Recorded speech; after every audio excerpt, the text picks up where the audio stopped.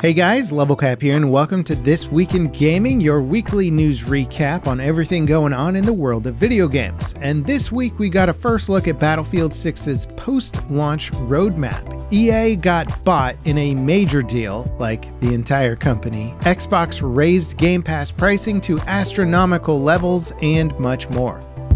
Battlefield 6's Season 1 roadmap has been released ahead of the game's launch on October 10th. Spread across 3 updates, it'll offer 2 new maps, 5 new guns, a new vehicle, new modes, and more. The Season 1 update launches on October 28th, adding a map called Blackwell Fields, based in California. It's a large-scale map with support for both air and land vehicles. The next map, Eastwood, releases on November 18th, and while it's likely the map used for the game's Battle Royale mode, it's unclear if the mode is launching with that map. DICE have not yet announced a release window for that mode. The final update launches on December 9th, featuring a winterized version of the Empire State map. As for the new weapons, Season 1 will include the SOR 300SC carbine, the GGH-22 pistol, Mini Scout sniper rifle, the DB-12 shotgun, and the M357 trait revolver. We're also getting 3 new attachments, a rail cover, LPVO, and the Troy angled stock. Overall, this looks like a decent amount of content to kick off Battlefield 6's post-launch support. Recent Battlefield titles have offered a pretty mixed bag of post-launch content updates, following the,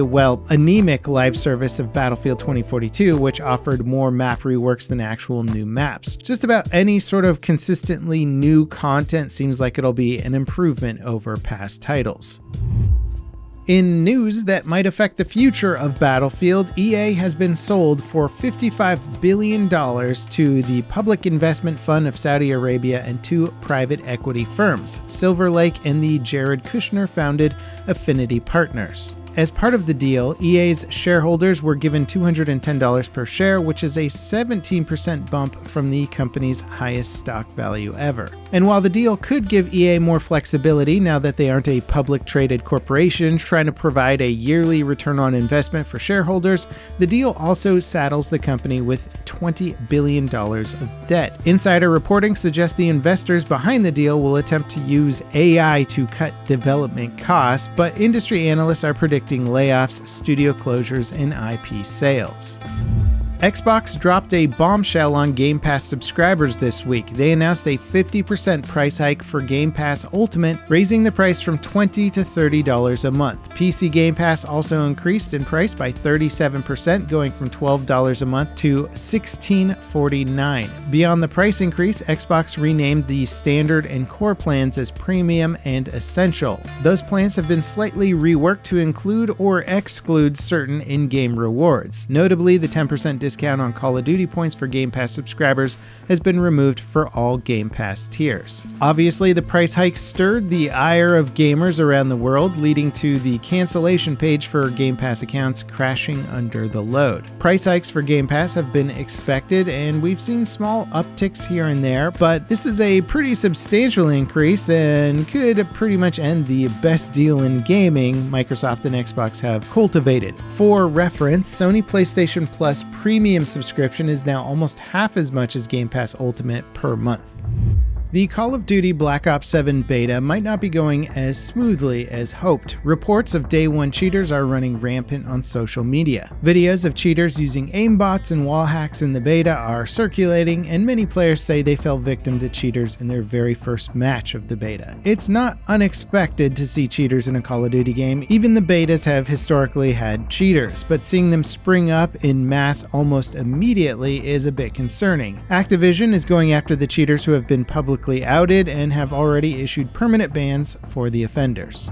Ubisoft have officially launched Vantage Studios, the subsidiary formed with the backing from Tencent to oversee their tentpole franchises, including Assassin's Creed, Far Cry, and Rainbow Six. Vantage is part of a restructuring plan to get Ubisoft back in the green. They're planning on launching more subsidiaries in the future. Ubisoft says their overall goal is to give the studios who are working on these franchises more direct control over the project. How exactly that's going to work when Tencent's co-CEOs will apparently have the final word in the studio's operations is anyone's guess.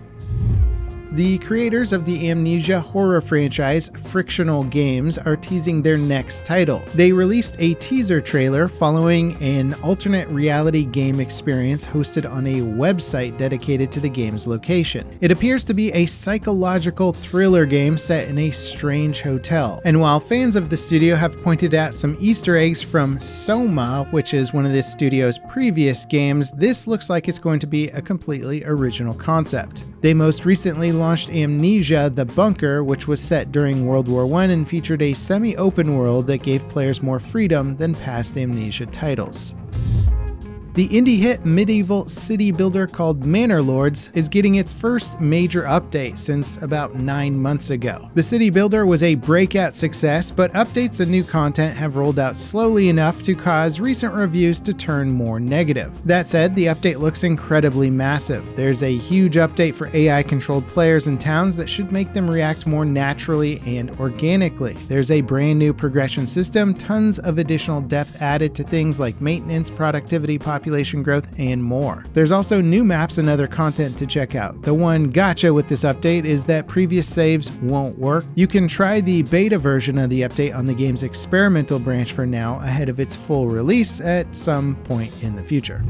Rock Band 4 is being delisted from online platforms. According to the game's developer Harmonix, licensing for the game's songs is expiring, forcing them to remove it from sale. This only affects the base game though. DLC song packs will slowly be delisted over time as their 10-year licensing agreements expire. Existing owners of the game won't lose access, and you will continue to have access to your full library of songs. Now, I'm not a music industry expert and I don't know how all the weird licensing deals work, but it seems absolutely absurd to me that you would lose the ability to sell your game because of a crazy licensing deal that you made forever ago. I don't know if I've ever heard of a movie being pulled from the marketplace because its licensing for its soundtrack expired. It just seems absolutely weird that they're able to make deals like this that ultimately kill a product from being able to be sold at any point down the road.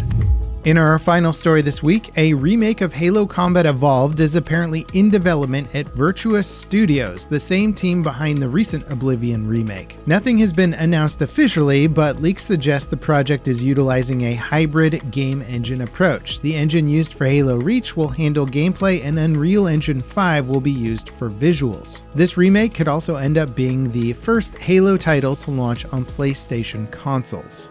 And that wraps it up for today's episode of This Week in Gaming. If you guys are enjoying this weekly news coverage, don't forget to drop me a like, subscribe for more content like it. Let me know in the comments what you think about this massive EA buyout. It seems absolutely insane, and I'm having a hard time believing that anything good will come out of this in the long run, but I don't know. I'd love to hear a good counter argument. If you guys want to catch up on my latest devlog for C-Beams, a spaceship action RPG that I've been working on for well over a year now, check out this video here. I'm really happy with the progress we've been making lately. And as always, thank you so much for watching. I'll catch you next time. This is Level Cap signing off.